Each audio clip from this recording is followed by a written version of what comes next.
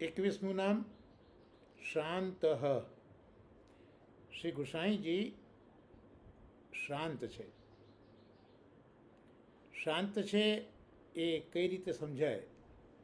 તો ક્રોધ, લોભ, મોહ, મદ, મત્સર આ બધા જે દોષો છે એ શ્રી ગુસાઈજીમાં નથી.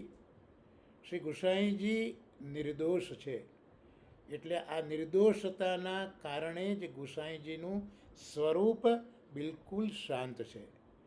શ્રી કૃષ્ણના 4 વ્યૂહોમાં સંકર્ષણ વગેરે વ્યૂહ છે, પણ આ તો સાક્ષાત પરબ્રહ્મનો અવતાર છે. એટલે સંકર્ષણ ક્રોધ કરે પણ કૃષ્ણ ન કરે. એમ અહીંયા આ તો સાક્ષાત કૃષ્ણ સ્વરૂપ જ હોવાથી શ્રી ગુસાઈજી